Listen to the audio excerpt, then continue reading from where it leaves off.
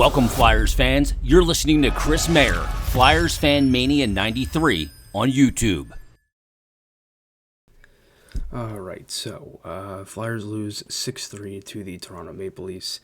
And I know I'm a little bit later than usual on this video, as it's almost 3 in the morning as I'm doing this since I was coming home from work. I had to watch the game.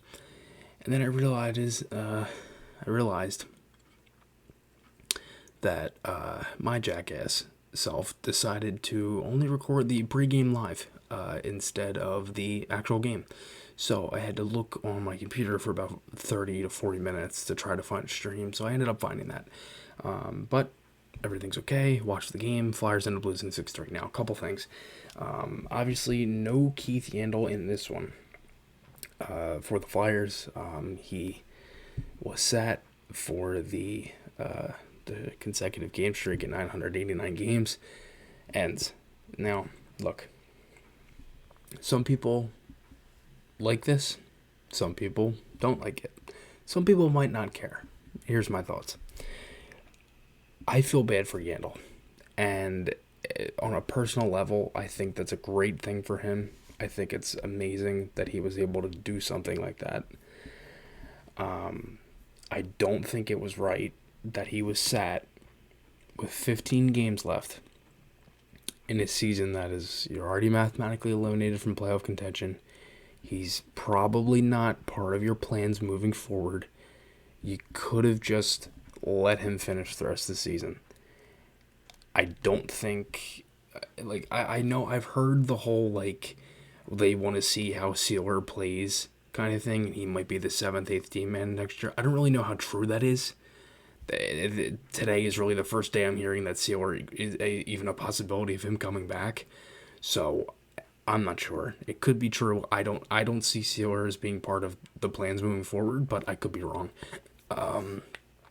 Look, it doesn't take anything away from what Ronnie Attar did in his first individual game. It doesn't take anything away from what Yandle did throughout his entire streak. I thought Yandle, obviously, I didn't love his game. I think he's a big part, though, of trying to build the new identity. I know it's different. It's not like he's, gone, and he's not like he's not going to have an influence on the younger players. But if you remember a couple years ago when the Flyers brought in Chris Stewart, I know it's a different situation, but when they bring in Stewart, he doesn't play much. He's kind of really brought in to help the young guys. I'm not saying Yandle's a similar situation, but it's he's one of them guys where he can help you moving forward. And I think, he already played with Cam York. It's not like he hadn't played with a rookie or anything.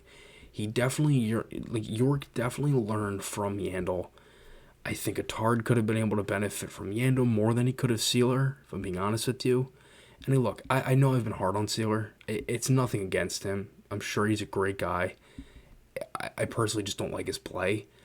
And really same thing with Yandle. I haven't really loved his play. He's actually kind of hurt the Flyers at times.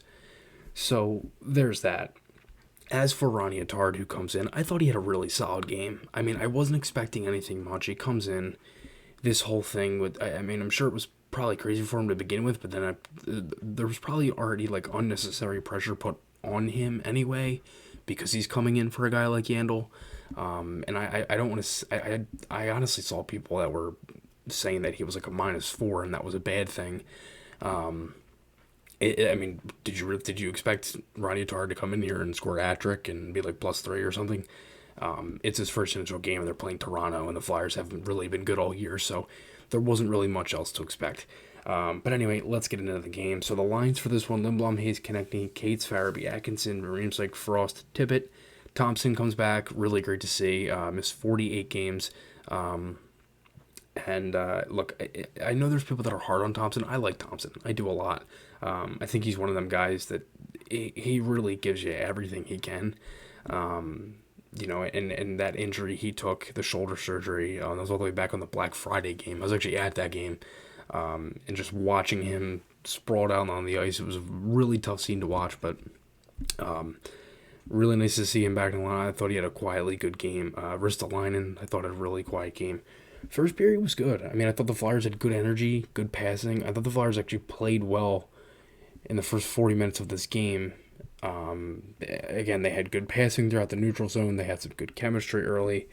I thought Morgan Frost had a really good game. If you remember a couple months ago, there was games where Morgan Frost was kind of the only one who basically stood out from his line, and this was another one, in my opinion. If you remember, there was a game earlier in February, 3-1 win against the Winnipeg Jets. I thought Frost had a really good game in that one, and two line mates I didn't necessarily notice as much. This was another one. I thought Tippett had a pretty good first period, kind of went down as the game went on. Someone actually tweeted at me what my thoughts were on Tippett. I think he's had some really good chemistry with Frost. I didn't really notice Tippett as much as I normally did in games like this. But again, I thought it's not that he played bad. I just didn't necessarily notice him as much. I thought Frost had a really good game himself. And again, the Flyers had a pretty good first period. They had chances. Leafs probably best shift probably came in the last maybe 3 minutes or so. Matthews almost scored in tight. Nylander had a shot that ended up going wide. Flyers almost got a goal late from Konechny, but overall it was a pretty good first period. They had chances for majority of it. They did get a power play, did absolutely nothing in the first minute or so, and then Konechny had a chance that was intended for a pass. But the second period starts. I thought the Flyers played well. They controlled the game. They're up again majority of the first. Going into the second period, good passing, crisp offensive movement, and they get the goal. He scores 1-0. Really nice pass from Provorov and the stick lift at the same time. Really nice play there. And the Flyers go up 1-0 off the Hayes goal. Toronto get a power play. Flyers did a pretty good job on the kill there. Killed that one off. A Tard ended up finding Tippett in the slot. Shot ended up getting blocked. Again, I thought Tippett had a solid game. I thought Frost looked great, if I'm being honest with you. Wayne Simmons would score on a breakaway, slipped right by Hart, and then that 2-1 goal from Lyubushkin reminded me of the Pettersson goal in the home opener that deflected off the back of Hart's skate on the power play and just went in. So 2-1, and then the Flyers get one a couple minutes later. Really nice pass from Hayes. Provorov was great tonight. Like, the amount of times he was below the dots, I mean, holy hell, like, it was like 4, 5, 6 times. I feel like it was maybe 3, 4 times a period he was below the dots. Thought he skated well, played with confidence, he was shooting the puck, everything. I mean, it felt like Matt Niskanen was his partner tonight, and he was doing that again. So that was really nice to see. Hart had a really nice save on Mikheyev after the goal. That's one thing the Flyers have just been so bad at in the last 2 seasons, has just been having any sort of like, it's like they have it's kind of like they just have a huge brain fart right after they score. And there was a play again that Mikheyev ended up scoring on.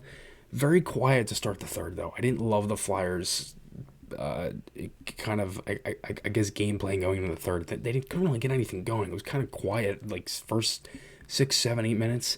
Matthews would score and close to make it 3-2. Sweet play by Marner.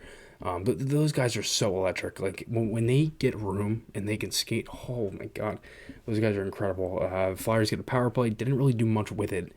It was kind of just like stationary passes to, stationary targets, and that's something that's been talked about before by Jason Martinez on Flyers Daily, and I've also talked about it before as well. And 4-2, Engvall would score. Provorov would score right after. It looked like it was a goal by McEwen, but ends up getting credited to Provorov, and then Riley would score. It's just like atrocious third. Like, defensively, like, it was an initial rush, chance was stopped, and then nobody was there to pick up the puck, turnover. Riley would end up scoring. I mean, if I didn't think Hart had his best game, I felt like on this one he kind of got left out to dry. I felt like, obviously, the second goal he'd probably went back. The first one he'd went back, obviously.